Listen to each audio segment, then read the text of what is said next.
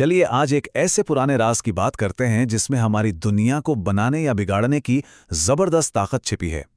ये एक ऐसा ज्ञान है जो हजारों साल पुराना तो है, लेकिन आज भी उतना ही काम का है। तो आइए इस रहस्य की गहराइयों में उतरते हैं।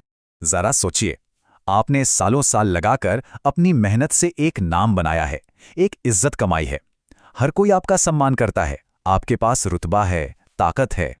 और फिर बस एक पल, गुस्से का एक छोटा सा पल, और मुंह से कुछ ऐसे शब्द निकल गए, तीखे, कड़वे, बिना सोचे समझे, और बस जो कुछ भी बनाया था वो सब एक झटके में ढह गया। ये होता है ना? अपनी ही आवाज कानों में गूंजती रहती है। काश काश कि वो कड़वे शब्द वापस लिए जा सकते, पर ऐसा होता नहीं।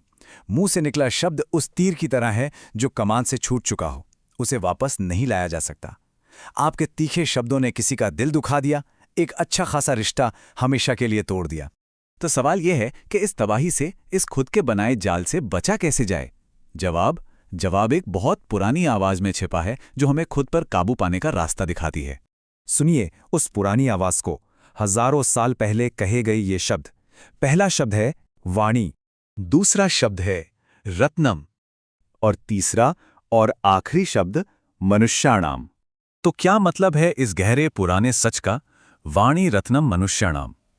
इसका सीधा सा मतलब है कि हमारी बोली, हमारी वाणी ही इंसान का सबसे बड़ा, सबसे कीमती गहना है। हमारे शब्द ही हमारे असली रत्न हैं।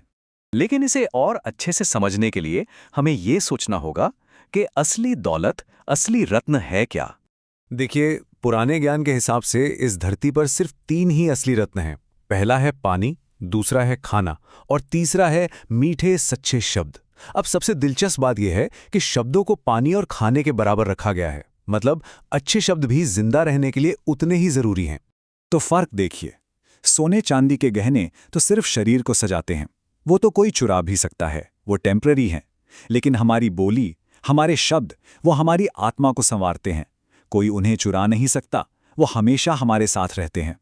एक कड़वी जुबान अमीर इंसान को भी छोटा बना देती है, और मीठी जुबान एक गरीब को भी बादशाह बना देती है। और ये सिर्फ कोई पुरानी किताबी बातें नहीं है। चलिए देखते हैं कि आज की दुनिया में ये सच कैसे काम करता है। एक बहुत ही कामयाब, ब्रिलियंट सीईओ की कहानी लेते हैं। दिमाग इतना तेज कि एक बड़ी कंपनी खड़ी कर दी, लेकिन जुबान जहर में डूबी हुई। रोज अपने लोगों की बेइज्जती करना।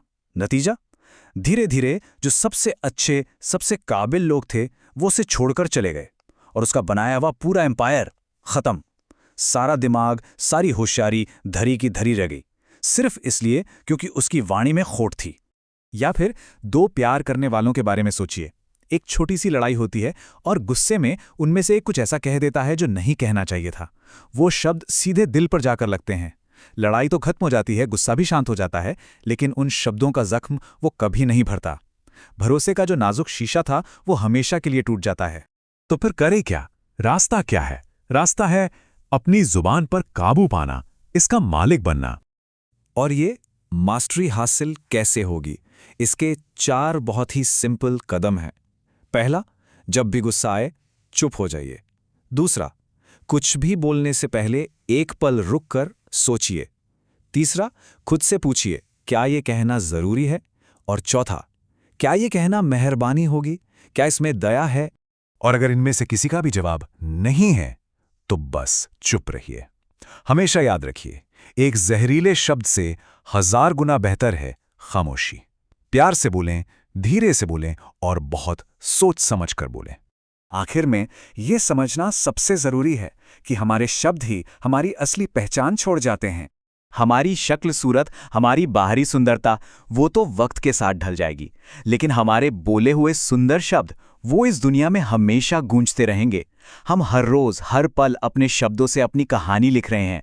उसे एक लापरवाह जुबान से बर्बाद मत होने दीजिए।